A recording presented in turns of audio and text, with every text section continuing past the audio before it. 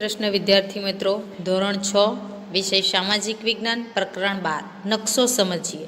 તો નકશો આ શબ્દથી આપણે બધા જ પરિચિત છીએ અને આમ જોવા જઈએ તો નકશો એટલે આપણી સંકલ્પના એવી કે કાગળની ઉપર હોય ક્યાં કાપડની ઉપર હોય એને આપણે નકશો સમજીએ. પરંતુ ક્યારેક આપણે આપણા રોજિંદા જીવનની અંદર એક સ્થળેથી બીજે સ્થળે પહોંચવા માટે ફોનની અંદર નકશાનો આપણે ઉપયોગ કરીએ છીએ.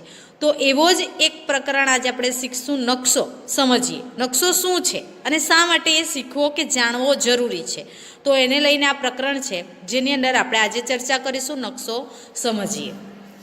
જોઈએ, પ્રવાસીઓ ગુજરાતના જુદા જુદા પ્રવાસન સ્થળો જેમ કે સોમનાથ, દ્વારકા, તરણેતર, અંબાજી, ઘોરડો, સાપુતારા વગેરે સ્થળોએ મુલાકાત લે છે. તો એવું કહે છે કે ગુજરાતના જે પ્રવાસીઓ છે એની અંદર આપણે બધા જ આવી જઈએ, બરાબર. આ પ્રવાસીઓ એક સ્થળેથી બીજા સ્થળે ફરવા જાય છે, મુલાકાત લેવા જાય છે કે એ સ્થળને જોવા માટે, જાણવા માટે જાય છે.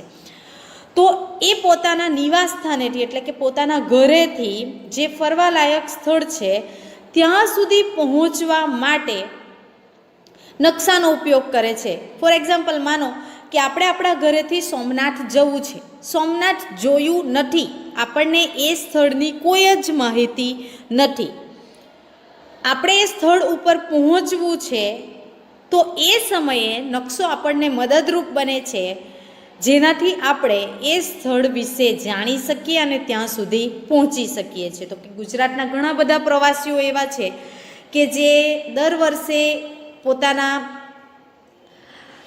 એવું કહે છે કે પ્રવાસન સ્થળોની, પોતાને મનગમતા પ્રવાસન સ્થળોની મુલાકાત લેતા હોય છે. તેવા પ્રવાસન સ્થળોના ભૌગોલિક વિસ્તારથી અજાણ હોવા છતાં પોતે નિશ્ચિત કરેલ સ્થળ સુધી ખૂબ જ સરળતાથી પહોંચી જાય છે. તેનું કારણ શું? તો એવું કહે છે કે દરેક લોકોએ બધા જ સ્થળ જોયા હોય એવું શક્ય નથી. બધી જ જગ્યાની માહિતી આપણને હોય, બધા જ રસ્તા આપણને ખબર છે, બધી જ જગ્યાએ બધા જ સ્થળે સરળતાથી પહોંચી શકીએ એ શક્ય નથી. તો એવું કહે છે કે કેટલાક સ્થળો એવા પણ હોય છે કે જેના વિશે આપણને કોઈ જ માહિતી નથી કે આ સ્થળ ઉપર આપણે કેવી રીતે પહોંચી શકશું. આપણે અજાણ છીએ, આપણને એના વિશે કંઈ પણ વસ્તુ ખબર નથી. તો એવું કહે છે છતાંય આપણે એ સ્થળ આપણા માટે અજાણ હોવા છતાં આપણને એના વિશેની કોઈ જ માહિતી નથી, છતાંય આપણે એ સ્થળ ઉપર પહોંચી જઈએ છીએ સરળતાથી. તો કઈ રીતે એવું શક્ય બને? આપણા મનની અંદર પ્રશ્ન થાય કે ભાઈ આપણને આ વસ્તુ ખબર જ નથી કે આ જગ્યા, ફોર એક્ઝામ્પલ માનો કે આપણે આપણા જીવનની અંદર સાપુતારા ક્યારે ગયા નથી, ખાલી માત્ર સાંભળેલું છે કે સાપુતારા આવું કોઈક પ્રવાસન સ્થળ છે, ફરવાલાયક સ્થળ છે. આપણે આપણા જીવનકાળ દરમિયાન માનવાનું છે કે ભાઈ સાપુતારા ગયા જ નથી. હવે આપણો પ્લાન એવો બને છે કે ભાઈ સાપુતારા જવું છે, આપણે ક્યારે ગયા નથી, છતાંય આ સ્થળ આપણા માટે નવું છે, આપણને તેના વિશેની કોઈ જ માહિતી નથી, છતાં આપણે એ સ્થળ ઉપર સરળતાથી પહોંચી શકીએ છીએ. તો આવું કેમ? આપણા મનમાં પ્રશ્ન થાય. તો એનો એકદમ સરળ જવાબ છે કે આજનો આધુનિક યુગ, આજે ટેકનોલોજીનો એટલો બધો વિકાસ થયેલો છે કે ટેકનોલોજીનો ઉપયોગ કરીને આપણે મેપનો ઉપયોગ કરીએ, ગૂગલ મેપનો ઉપયોગ કરીને એક સ્થળેથી બીજા સ્થળે સરળતાથી પહોંચી જઈએ છીએ. આગળ જોઈએ, કારણ માત્ર એટલું જ છે કે તેમની પાસે પ્રવાસન સ્થળો દર્શાવતો નકશો હોય છે. બધી જ જગ્યાએ સ્માર્ટફોન કે ટેકનોલોજી કામ લાગી શકતી નથી. માનો આપણે કોઈ ઊંચાઈવાળા વિસ્તારમાં જવું છે જ્યાં ફોનની અંદર નેટવર્ક જ નથી, બરાબર. તો એવા સમયે નકશો આપણને, જે કાગળની ઉપર નકશો છે કે કાપડની ઉપર જે નકશો દર્શાવેલો છે એ નકશો આપણને જે તે સ્થળ સુધી પહોંચાડે છે. તો નકશાની મદદથી આપણે અજાણ સ્થળે પણ, જે સ્થળની આપણને કોઈ જ માહિતી નથી, આપણે એ સ્થળ વિશે કંઈ પણ વસ્તુ જાણતા નથી, તો એવા સ્થળે આપણે સરળતાથી પહોંચી શકીએ છીએ. શાના મદદથી? તો કે ભાઈ નકશાની મદદથી. તેઓ નકશા વાંચન દ્વારા પોતાના પ્રવાસ સ્થળ અંગેની માહિતી પ્રાપ્ત કરી શકે છે. તો એવું કહે છે કે નકશાને સમજીને, નકશાની સંજ્ઞા, નકશાની દિશાઓને સમજીને પ્રવાસી જે સ્થળે પહોંચવાનું હોય તે સ્થળની માહિતી પ્રાપ્ત કરી લે છે, મેળવી લે છે. આગળ એવું કહે છે કે વર્તમાન સમયમાં પ્રવાસ ઉપરાંત બીજા અનેક પ્રકારના હેતુઓ માટે નકશો ખૂબ જ ઉપયોગી બની ગયો છે. માત્ર પ્રવાસ માટે જ નહીં, પણ એવું કહેવાય છે કે આજે નકશો ખૂબ જ ઉપયોગી બની ગયો છે. આપણે જાણવું હોય કે ભાઈ કયું રાજ્ય એવું છે કે જ્યાં ઘઉંનું ઉત્પાદન સૌથી વધુ થાય છે, કે ડાંગરનું ઉત્પાદન વધારે થાય છે, કે શેરડીનું ઉત્પાદન, કયું રાજ્ય એવું છે કે જ્યાંથી ખનિજ મળી આવે છે. તો આવી બધી માહિતીને જાણવા માટે પણ નકશો એટલો જ ઉપયોગી છે, નહીં કે માત્ર પ્રવાસ માટે. પ્રવાસની સાથે સાથે એવું કહે છે કે અન્ય વિગતોને જાણવા માટે પણ નકશો એટલો જ ઉપયોગી બને છે. આજે તો વિજ્ઞાન અને ટેકનોલોજીના યુગમાં જીપીએસ ગ્લોબલ પોઝિશન સિસ્ટમની મદદથી તમે વિશ્વના કોઈ પણ સ્થળે સ્વયં પહોંચી શકો છો. આપણે આ પ્રકરણમાં નકશા વિશે સમજ મેળવીએ તો એવું કહે છે કે આજનો ટેકનોલોજીનો યુગ, 21મી સદી આધુનિક યુગ, ટેકનોલોજીનો યુગ, અને ટેકનોલોજીના યુગની અંદર એવું કહે છે કે જીપીએસ ગ્લોબલ પોઝિશન સિસ્ટમ, તમે જ્યારે ગૂગલ મેપ ફોનની અંદર શરૂ કરો છો, એ ગૂગલ મેપ શરૂ કરો છો તે સમયે તમારા સેટિંગની અંદર જીપીએસ ઓન કરવાનું, ચાલુ કરવાનું એક બટન આવશે. એ તમે ચાલુ કરશો અને પછી તમારું કરંટ લોકેશન, એટલે કે હાલમાં તમે ક્યાં છો અને ક્યાંથી ક્યાં જવા માંગો છો, બંને લોકેશન મારશો, સ્થળ લખશો અંદર, એટલે તમને એના અંદર તમામ પ્રકારની માહિતી બતાવી દેશે કે કેટલા કિલોમીટર છે, કેટલા સમયમાં, બાઇક પર જશો તો કેટલા સમયમાં પહોંચશો, કારની અંદર જશો તો કેટલા સમયમાં પહોંચશો, બસની અંદર જશો તો કેટલા સમયમાં પહોંચશો, અને પગપાળા ચાલતા જશો તો કેટલા સમયમાં પહોંચશો. વચ્ચે તમને પેટ્રોલ પંપ છે, હોટલ છે, આવી તમામ માહિતીઓ આપેલી હોય છે કે જેનાથી આપણે આ મેપનો ઉપયોગ કરીને સરળતાથી એક સ્થળેથી બીજા સ્થળે પહોંચી શકીએ. પૃથ્વીનો ગોળો પૃથ્વીનો અભ્યાસ કરવા માટે ઉપયોગી છે, પણ પૃથ્વીના કોઈ એક ખંડ, દેશ, રાજ્ય, જિલ્લા, તાલુકા, શહેર કે ગામનો અભ્યાસ કરવા માટે નકશો વધારે ઉપયોગી છે. અહીંયા એવું કહે છે કે ભાઈ પૃથ્વીનો ગોળો, આ છે પૃથ્વીનો ગોળો, માનો કે એવું કહે છે કે ભાઈ પૃથ્વીનો ગોળો પૃથ્વીનો અભ્યાસ કરવા માટે ઉપયોગી છે. સમગ્ર પૃથ્વીની ઉપર આવેલા જેટલા ખંડો છે એ ખંડનો અભ્યાસ કરવો છે, તો એ અભ્યાસ કરવા માટે, સમગ્ર પૃથ્વીનો અભ્યાસ કરવો હોય તો પૃથ્વીનો ગોળો ખૂબ જ ઉપયોગી છે. પરંતુ આ પૃથ્વીના ગોળા ઉપરથી આપણે ભારત દેશનું ગુજરાત રાજ્ય વિશે ભણવું છે, કે શીખવું છે, કે જાણવું છે, તો ગુજરાત વિશેની તમામ માહિતીઓ તમને પૃથ્વીના ગોળા પર આપેલી હશે નહીં, પરંતુ તેની જગ્યાએ તમે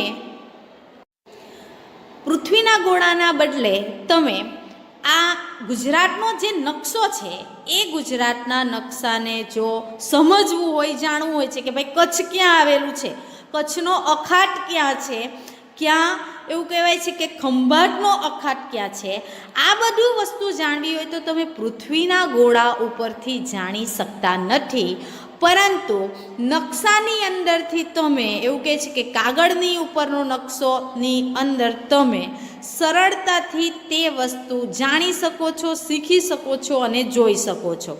ફોર એક્ઝામ્પલ, માનો કે તમારે કચ્છનો અખાત શોધવો છે, કે જોવો છે, કે જાણવું છે, તો તમને પૃથ્વીના ગોળા ઉપર આ વસ્તુ શોધવામાં તકલીફ પડશે.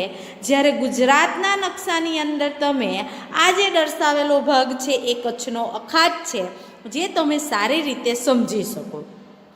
ફોર એક્ઝામ્પલ, બીજું તમારે સમજવું છે કે ભાઈ ખંભાતનો અખાત, તો પૃથ્વીના ગોળા પર આ ખંભાતનો અખાત દર્શાવેલ નથી, પણ નકશાની અંદર તમે સરળતાથી સમજી શકો કે આ ખંભાતનો અખાત, જેને તમે સરળતાથી સમજી શકો, જાણી શકો છો, તેના વિશેની માહિતી મેળવી શકો છો.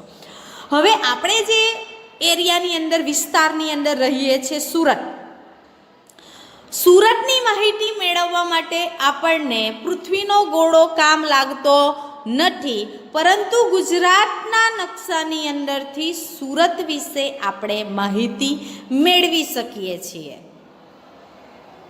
આમ પૃથ્વીનો ગોળો પૃથ્વીનો અભ્યાસ કરવા માટે ઉપયોગી છે, પરંતુ જ્યારે આપણે કોઈ એક દેશ, કોઈ એક ખંડ, કોઈ એક દેશ, કોઈ એક રાજ્ય કે જિલ્લા કે તાલુકા, શહેર કે ગામડાનો અભ્યાસ કરવો હોય ત્યારે આ પૃથ્વીનો ગોળો નહીં પરંતુ નકશો એ વધારે ઉપયોગી સાબિત થાય છે, ઉપયોગી બને છે.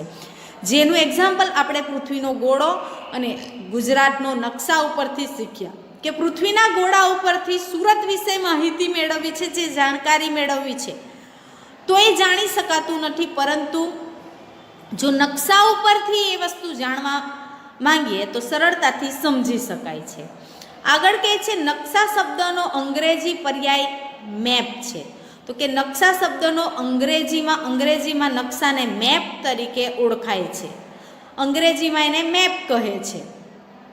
મૂળ લેટિન ભાષા શબ્દ મેપા મુંડી ઉપરથી અપભ્રંશ થઈને મેપ બન્યો છે.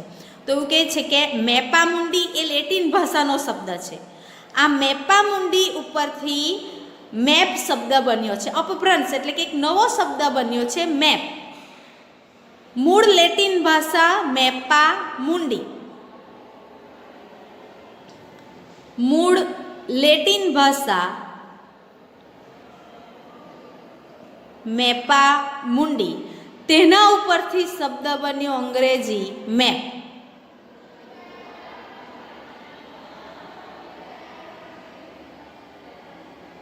મેપ આ તમને એક માર્ક્સનો ટૂંકો સવાલ પૂછાઈ શકે છે કે મેપ શબ્દ મૂળ કઈ ભાષા ઉપરથી, કયા શબ્દ ઉપરથી ઉતરી આવ્યો છે?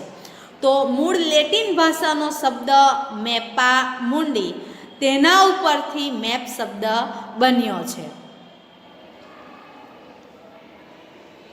આગળ એવું કહે છે તેનો અર્થ હાથમાં રાખી શકાય તેવો કાપડનો ટુકડો એવો થાય છે. તો એવું કહે છે કે આ શબ્દનો અર્થ શું થાય છે? તો કે હાથમાં રાખી શકાય તેવો કાપડનો ટુકડો, જેને આપણે સરળતાથી હાથમાં રાખી શકીએ તેવો એક કાપડનો ટુકડો. સામાન્ય અર્થમાં નકશો પૃથ્વીની સપાટી અથવા તેના કોઈ એક ભાગના સપાટ કાગળ પરના આલેખનને નકશો કહેવાય છે. સામાન્ય અર્થમાં એટલે નકશો એટલે શું આપણે એવું સમજીએ તો કે ભાઈ નકશો એટલે શું? તો કે પૃથ્વીની સપાટી, પૃથ્વી ઉપર આવેલા જુદા જુદા ખંડો, ભાગો, જુદા જુદા ભાગો જેમ કે પર્વતો, ઉચ્ચ પ્રદેશો, જમીન, જંગલ, વનસ્પતિઓ, નદી, સરોવર, સમુદ્ર વગેરે જુદા જુદા ભાગોને એક કાગળ ઉપર તેનું આલેખન કરે એટલે કે કાગળ ઉપર તેને દર્શાવવામાં આવે છે, તેને નકશો કહેવાય છે. મોટા વિસ્તાર ધરાવતા પ્રદેશની ઘણી બધી વિગતો નકશામાં સમાવેશ કરી શકાય છે. જે વિસ્તાર મોટો છે એ વિસ્તારની ઘણી બધી એવી બાબતો જેમ કે ત્યાં આવેલા પર્વતો, ઉચ્ચ પ્રદેશો, ફળદ્રુપ મેદાનો, નદીઓ, સરોવરો, આવી ઘણી બધી બાબતો એ નકશામાં સામેલ કરી શકાય છે, તેમાં સમાવેશ કરી શકાય છે. આગળ જોઈએ નકશા પોથીના નકશા. હવે આપણે ધોરણ 6 ની અંદર ભણીએ એટલે આપણને પણ નકશા પૂર્તિ આવે. નકશા પોથી, તો આ નકશા પોથી શું છે? તો સમજીએ નકશા પોથીના નકશા. પૃથ્વી અથવા તેના વિશાળ ભાગની બહુવિધ વિગતો દર્શાવતા નકશાના સમૂહને નકશા પોથી કહે છે. હવે તમને એક માર્ક્સનો અહીંયા સવાલ પૂછાય કે નકશા પોથી કોને કહે છે, કે નકશા પોથી એટલે શું? તો એવું કહેવાય કે પૃથ્વી અથવા તેના વિશાળ ભાગની બહુવિધ વિગતો દર્શાવતા નકશાનો સમૂહ. એક નહીં પણ અહીંયા ઘણા બધા નકશાઓ, 5, 10, 15, 20 આવા ઘણા બધા નકશાઓનો સમૂહ. એક હોય તો એ સમૂહ બનતો નથી, પણ 5, 10, 20, 25 આવા જે નકશાઓ એક સાથે એક પુસ્તકની અંદર હોય તો તેને નકશા પોથી કહે છે, કે જેની અંદર પૃથ્વીની જુદા જુદા વિશાળ ભાગો, જેમ કે કેટલાક નકશાઓ એવા હોય કે જે પર્વતોના હોય, કેટલાક નકશા નદીઓના હોય, સરોવરના હોય, પરિવહનનો નકશો હોય, ખેતીના નકશા હોય, આવા ઘણા બધા નકશાઓ હોય છે, જે નકશાઓ ઉપરથી આપણે જે તે પ્રદેશની માહિતી મેળવી શકીએ છીએ. તો કે નકશાપોથી એટલે શું? કે નકશાપોથી કોને કહે છે? તો પૃથ્વી અથવા તેના વિશાળ ભાગને બહુવિધ વિગતો દર્શાવતા નકશાઓના સમૂહને નકશાપોથી કહે છે. તમામ રાજકીય, વહીવટી, પ્રાકૃતિક અને સાંસ્કૃતિક વિગતો દર્શાવેલ હોય છે. તો કે આ નકશાની અંદર ફોર એક્ઝામ્પલ માનો કે ભારતનો નકશો, ભારતનો રાજકીય નકશો, તો ભારતના જે જુદા જુદા રાજ્યો છે એ રાજ્ય દર્શાવતો નકશો એટલે આ છે ભારતનો રાજકીય નકશો. તો અહીંયા ભારતના જુદા જુદા રાજ્યો દર્શાવતો જે નકશો છે તે નકશો એટલે કે રાજકીય નકશો. એવી જ રીતે અહીંયા એવું કહે છે બીજું કે વહીવટી નકશો. તો આ રાજ્ય જેમ કે ગુજરાત છે, તો ગુજરાતનું જે પાટનગર છે જ્યાંથી ગુજરાતનો વહીવટ ચાલે છે એ ગુજરાતનો વહીવટ ચાલતું તેનું પાટનગર ગાંધીનગર આપેલું છે અહીંયા. તો એ વહીવટી નકશો છે. રાજસ્થાન છે તો જયપુર, મધ્યપ્રદેશ તો ભોપાલ, ઉત્તર પ્રદેશ તો લખનઉ. આમ આ એની જે એના પાટનગરો છે એ પાટનગરો આપેલા છે જ્યાંથી જે તે રાજ્યનો વહીવટ ચાલે છે. તો આ વહીવટી નકશાઓ આવી રીતે બતાવેલા હોય છે. એવી જ રીતે પ્રાકૃતિક નકશાઓ, એવી રીતે પ્રાકૃતિક નકશાઓ, પ્રાકૃતિક એટલે તો કે જે કુદરતી રીતે નિર્માણ પામેલો છે, કુદરતી સંપત્તિ, જેમ કે પર્વત, ઉચ્ચ પ્રદેશ, મેદાન, નદી, સરોવર, જંગલો, વનસ્પતિઓ વગેરેને લગતા જે નકશા છે એ પ્રાકૃતિક નકશા છે. તો એવી જ રીતે સાંસ્કૃતિક નકશા તો એવું કહે છે કે પરિવહન, પરિવહન એટલે કે જેની અંદર સડક માર્ગ, રેલ માર્ગ, હવાઈ માર્ગ, જળ માર્ગ, એક સ્થળેથી બીજા સ્થળે પહોંચવા માટે જે વાહન વ્યવહારનો ઉપયોગ થાય છે. તો એક રાજ્યમાંથી બીજા રાજ્યમાં ક્યાં થઈને રેલ માર્ગ પસાર થાય છે, જળ માર્ગ પસાર થાય છે, હવાઈ મથક, તેને લગતો નકશો એટલે સાંસ્કૃતિક નકશો. એવી જ રીતે ઔદ્યોગિક નકશો તો એવું કહે છે કે ઉદ્યોગો, કયા રાજ્યમાં લોખંડ પોલાદનું કારખાનુંની શરૂઆત થઈ, ક્યાં કયો ઉદ્યોગ વધારે સ્થપાયેલો છે, સિમેન્ટનો ઉદ્યોગ, પ્લાસ્ટિક, ઇલેક્ટ્રોનિક ઉદ્યોગ, આવા ઉદ્યોગો વિશેની માહિતી ઔદ્યોગિક નકશા ઉપરથી મળે. ખેતી તો એવું કહે છે કે કયા રાજ્યમાં કયા પાકનું વાવેતર વધુ થાય છે અને તેનું ઉત્પાદન, દાખલા તરીકે શેરડી, ઘઉં, તમાકુ, સણ, કપાસ, મગફળી, નારિયેળી વગેરેની જે ખેતી કરવામાં આવે છે, કયા રાજ્યમાં કઈ ખેતી વધારે થાય છે, કયા પાકનું વધુ વાવેતર થાય છે અને ઉત્પાદન કયા રાજ્યમાંથી વધુ થાય છે, તે વિશેની માહિતી મેળવવા માટે ખેતીલાયક નકશો ઉપયોગી છે. આમ સિંચાઈ, બહુહેતુક યોજના, નદીઓ ઉપર બંધ બાંધીને સિંચાઈનો પાણીનો સંગ્રહ કરી નહેર વાટે ખેડૂતોને જે પાણી આપવામાં આવે છે, તો કયા કયા રાજ્યને તેનો લાભ થશે, આ નહેર યોજના ક્યાંથી ક્યાં પસાર થયેલી છે વગેરેને લગતી માહિતી મેળવવા માટે સિંચાઈને લગતા નકશાઓ ઉપયોગી છે. આમ નકશાઓ એવું કહે છે કે પ્રાકૃતિક નકશા અને સાંસ્કૃતિક નકશા. પ્રાકૃતિક એટલે કે કુદરતી રીતે નિર્માણ પામેલી હોય તેવી વસ્તુને લગતા નકશાઓ, અને સાંસ્કૃતિક માનવ સર્જિત જે વિગતો છે તેને દર્શાવતા નકશા એટલે સાંસ્કૃતિક નકશા. આગળ જોઈએ નકશાના પ્રકાર. તો નકશાના મુખ્ય બે પ્રકાર છે, હેતુ આધારિત નકશા અને માપ પ્રમાણે નકશા. પહેલું જોઈએ હેતુ આધારિત નકશા. હેતુ આધારિત નકશા એટલે એવું કહે છે કે કોઈ નકશો એનો હેતુ, હેતુ એટલે શું તો કે ઉદ્દેશ્ય, લક્ષ્ય, ઉદ્દેશ્ય, કોઈ લક્ષ્યને લઈને, ઉદ્દેશ્યને લઈને કોઈક વિગતો થી તૈયાર થયેલો નકશો એટલે હેતુ આધારિત નકશો. કોઈ હેતુ, જેમ કે ગુજરાત રાજ્યની માહિતી મેળવવા માટે ગુજરાત રાજ્યના અંદર ફરવાલાયક સ્થળો કેટલા છે તે જાણવા છે, તો તે એક હેતુ છે કે ગુજરાત રાજ્યમાં કયા એવા સ્થળો છે કે જ્યાં પ્રવાસીઓ મુલાકાત લઈ શકે, ફરી શકે. તો તેના આધારે નકશો તૈયાર થાય તેને હેતુ આધારિત નકશા કહેવામાં આવે છે. આ હેતુ આધારિત નકશાના બે પ્રકાર છે. નકશાના મુખ્ય બે પ્રકાર, હેતુ આધારિત નકશો અને માપ પ્રમાણે નકશો. હેતુ આધારિત નકશાના બે પ્રકાર છે, પ્રાકૃતિક નકશો અને સાંસ્કૃતિક નકશો. કુદરત નિર્મિત વિગતોનું આલેખન કરતા નકશાઓને પ્રાકૃતિક નકશા કહે છે, જેનું નિર્માણ કુદરતી રીતે થયેલું છે, જેનું સર્જન કુદરતી રીતે થયેલું છે તે નકશાઓની વિગત આપતો નકશો એટલે પ્રાકૃતિક નકશો.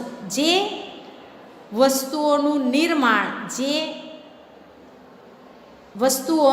નિર્માણ એટલે કે કુદરતી રીતે થયેલું છે, જેના સર્જનમાં, જેની ઉત્પત્તિમાં, જેના સર્જનમાં મનુષ્યનો કોઈ હસ્તક્ષેપ નથી. ફોર એક્ઝામ્પલ, પર્વત છે, કુદરતી રીતે નિર્માણ પામેલા છે, નિર્મિત થયેલા છે કે બનેલા છે કે તેનું સર્જન થયેલું છે. તો આમ નકશાના મુખ્ય બે પ્રકાર, હેતુ આધારિત નકશા અને માપ પ્રમાણે નકશા. હેતુ આધારિત નકશા કોઈ એક હેતુને આધારે તૈયાર થાય, જે કોઈ એક લક્ષ્ય, કોઈ ઉદ્દેશ્યને લઈને જે નકશો તૈયાર થાય છે એને હેતુ આધારિત નકશા કહે છે. આ હેતુ આધારિત નકશાના પણ બે પ્રકાર છે, પ્રાકૃતિક નકશો અને સાંસ્કૃતિક નકશો. તો પ્રાકૃતિક નકશાની વાત કરીએ. પ્રાકૃતિક નકશો કુદરત નિર્મિત જે નકશો, એવું કહે છે કે વિગતો છે જેનું સર્જન કુદરતી રીતે થયેલું છે તેવી વિગતો, જેની ઉત્પત્તિ કુદરતી રીતે થયેલી છે, માનવીનો કોઈ હસ્તક્ષેપ નથી તેવી વિગતોનું આલેખન કરતો નકશો, માહિતી દર્શાવતો નકશો એટલે પ્રાકૃતિક નકશો. કુદરત નિર્મિત, કુદરતી રીતે નિર્માણ પામેલું કે સર્જન થયેલી વિગતો દર્શાવતો નકશો એટલે પ્રાકૃતિક નકશો.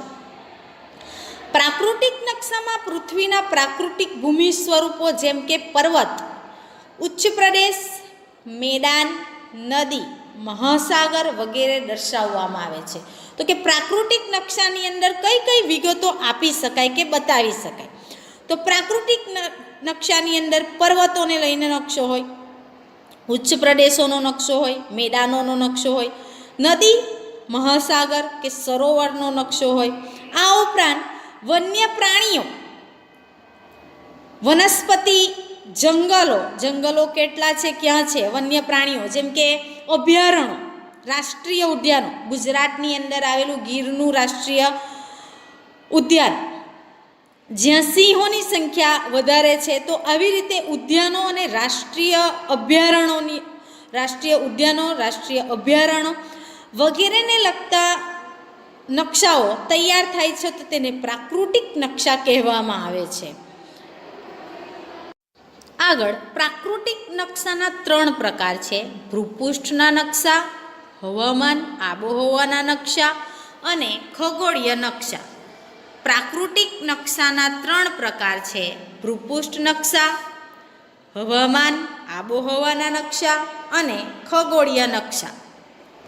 આમ પ્રાકૃતિક નકશાના મુખ્ય 3 પ્રકાર,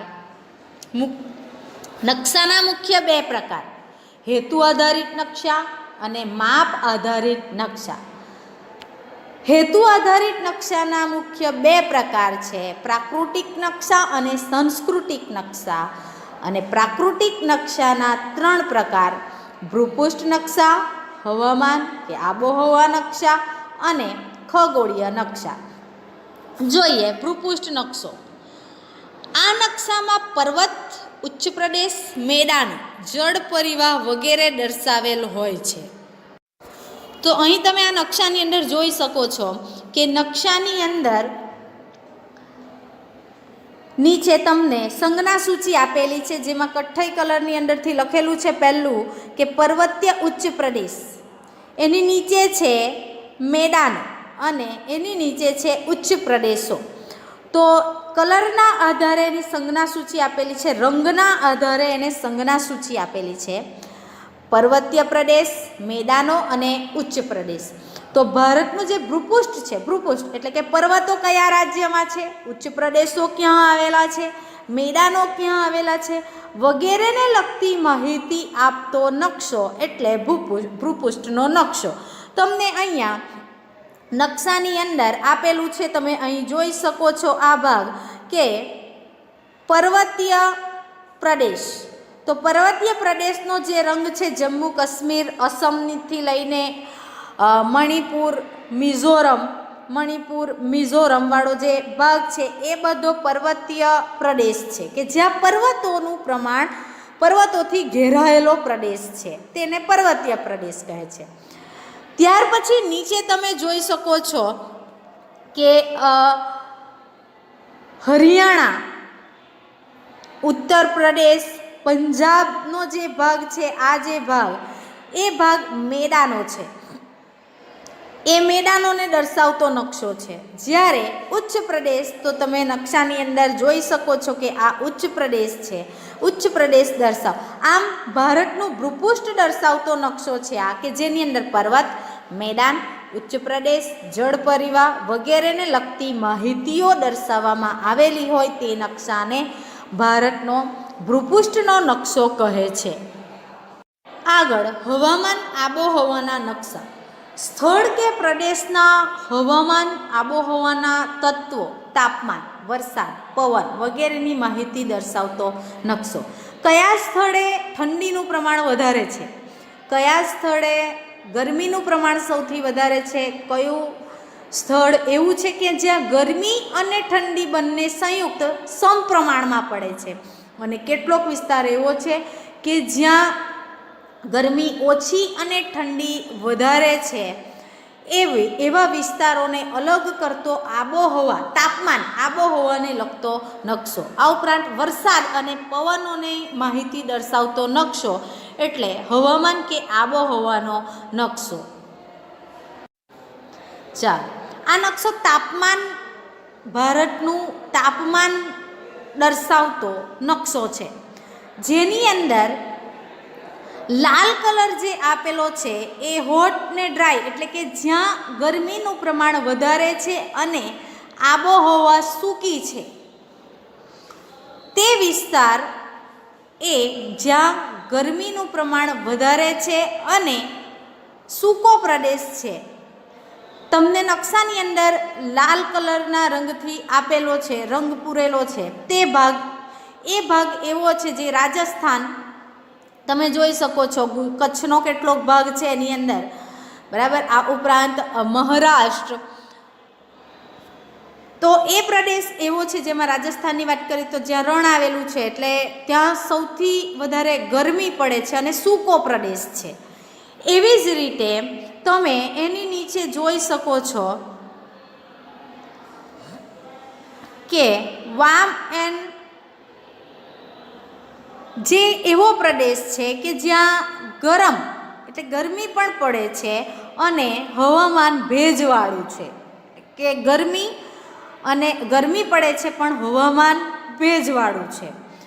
ત્યાર પછી તમે જોઈ શકો છો, ત્યાર પછીનો તો એવું કહે છે કે જ્યાં સંયુક્ત ગરમી પણ, આ જે ભાગ છે એ ભાગમાં ગરમી પણ પડે છે અને ઠંડી પણ, એટલે બંને એવું કહે છે કે સંયુક્ત છે, તાપમાન સરખું છે, સમપ્રમાણમાં છે. ગરમી અને ઠંડીનું પ્રમાણ સરખું છે, વધારે પડતી ઠંડી કે વધારે પડતી ગરમી નહીં, સંયુક્ત છે બંને. આ ઉપરાંત એવું કહે છે કે ત્યાર પછીનો ભાગ બતાવેલો છે કે જે સમશીતોષ્ણ, જ્યાં ગરમીનું પ્રમાણ અને ઠંડીનું પ્રમાણ ઠંડીનું પ્રમાણ વધારે પણ બહુ વધારે પડતું પણ નહીં, ગરમીનું પ્રમાણ ઓછું, ઠંડીનું પ્રમાણ બહુ વધારે પડતું, સમશીતોષ્ણ, સમ એટલે સરખા પ્રમાણમાં. અને કોલ્ડ તમે જોઈ શકો જ્યાં વાતાવરણ ખૂબ જ ઠંડુ છે, ઠંડી વધારે પડતી ઠંડી છે, એવો જે ભાગ છે જમ્મુ કાશ્મીર વાળો ભાગ તમે જોઈ શકો છો કે જ્યાં બરફીલો પ્રદેશ છે, બરફ વિસ્તારથી ઘેરાયેલો પ્રદેશ છે, એટલે ત્યાં ઠંડીનું પ્રમાણ વધારે છે. આમ આ જે નકશો છે એ નકશો તાપમાન, ભારતનું તાપમાન દર્શાવતો નકશો છે. ત્યાર પછી અહીં તમે બીજો નકશો જોઈ શકો છો કે ભારતની વાર્ષિક વરસાદ દર્શાવતો નકશો છે. ભારતની અંદર વર્ષ દરમિયાન કયા રાજ્યમાં, કયા વિસ્તારમાં કેટલા સેન્ટીમીટર વરસાદ પડે છે તેને દર્શાવતો, તેની વિગત દર્શાવતો નકશો આપેલો છે, જેની અંદર અહીંયા પહેલું લખેલું છે કે 400 સેમીથી વધુ, જ્યાં 400 સેમીથી વધુ વરસાદ પડે છે તેવો વિસ્તાર, તેનો કલર રંગ આપેલો છે અહીંયા. ત્યાર પછી 200 થી 400 સેમી વરસાદ, 200 થી 400 સેમી વરસાદ પડે છે તેવો વિસ્તાર આપેલો છે, જે તમે અહીં જોઈ શકો છો નકશામાં. 100 થી 200 સેમી વરસાદ પડે છે તેવો વિસ્તાર આપેલો છે. આગળ કહે છે કે જ્યાં 60 થી 100 સેમી વરસાદ પડે છે તેવો વિસ્તાર આપેલો છે નકશાની અંદર. ઉપરાંત 20 થી 40 સેમી વરસાદ પડે છે અને 0 થી 20 સેમી વરસાદ પડે. જ્યાં સૌથી ઓછો વરસાદ પડે એવો વિસ્તાર તમે રાજસ્થાન અને જમ્મુ કાશ્મીરવાળા ભાગની અંદર જોઈ શકો છો કે જ્યાં સૌથી ઓછો વરસાદ પડે છે વર્ષ દરમિયાન. આ એ ભારતનો વાર્ષિક વરસાદની વિગત આપતો નકશો છે, જેનો સમાવેશ હવામાન અને આબોહવાના નકશામાં થાય છે, જે ભારતનો વાર્ષિક વરસાદ દર્શાવે છે.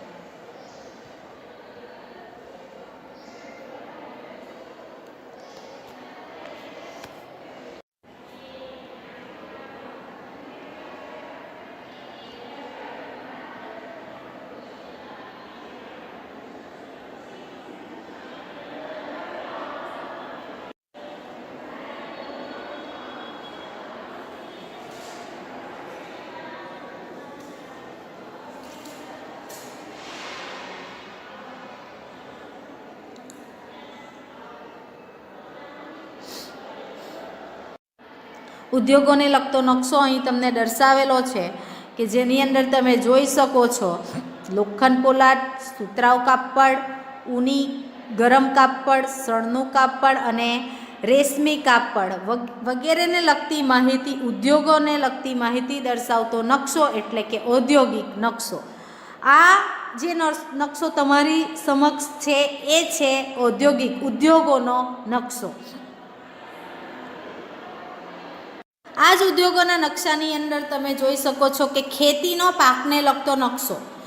અહીંયા સંજ્ઞા સૂચિની અંદર તમને આપેલું છે કે ડાંગર, ઘઉં, બાજરી, જુવાર, ચા, કોફી, તમાકુ વગેરેનું ઉત્પાદન કયા રાજ્યમાં ક્યાં વધારે થાય છે તેને લગતી માહિતી આપેલી છે.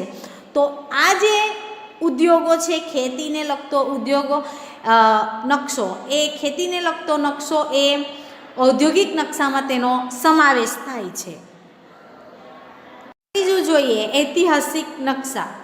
પ્રાકૃતિક કે રાષ્ટ્રીય વહીવટી તંત્રનો ઇતિહાસ દર્શાવતા નકશા ઐતિહાસિક નકશા કહે છે. એવું કહે છે કે ઐતિહાસિક નકશા એટલે કે દેશનો ઇતિહાસ. એક્ઝામ્પલ કે 1857નો જે સ્વાતંત્ર્ય સંગ્રામ થયેલો, એ સ્વાતંત્ર્ય સંગ્રામ કયા કયા સ્થળથી, કયા રાજ્યમાંથી તે ઉદ્ભવેલો, કયા કયા રાજ્યએ તેને મદદરૂપ થયેલા કે સહયોગ આપેલો વગેરેને લગતી માહિતી દર્શાવતો નકશો એટલે ઐતિહાસિક નકશો. અહીં તમે આ નકશો જોઈ શકો છો. 1857 સ્વાતંત્ર્ય સંગ્રામના કેન્દ્રો. જેવું કહેવાય છે કે કયા કયા રાજ્યમાંથી સ્વાતંત્ર્ય સંગ્રામના કેન્દ્રો હતો કે જ્યાંથી 1857નો સ્વાતંત્ર્ય સંગ્રામ થયેલો. તો તમને એની અંદર કેટલાક સ્થળ આપેલા છે કે જે આબુ, મધ્યપ્રદેશનું ઇન્દોર, મહારાષ્ટ્રનું કોલ્હાપુર, સતારા, બેલગામ. આ જેમ રાજ્યો તમને આપેલા છે એ રાજ્યો એવું કહે છે કે 1857નો સ્વાતંત્ર્ય સંગ્રામ ત્યાંથી થયેલો, ત્યાં જે તે સ્થળે થયેલો.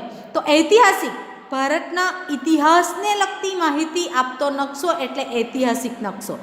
આ જે સ્વાતંત્ર્ય સંગ્રામને લગતો નકશો છે એ ઐતિહાસિક નકશામાં તેનો સમાવેશ કરી શકાય છે. અહીં નકશાના પ્રકાર દર્શાવેલા છે. નકશાના મુખ્ય બે પ્રકાર છે. એક હેતુ આધારિત નકશા અને બીજું માપ આધારિત નકશા.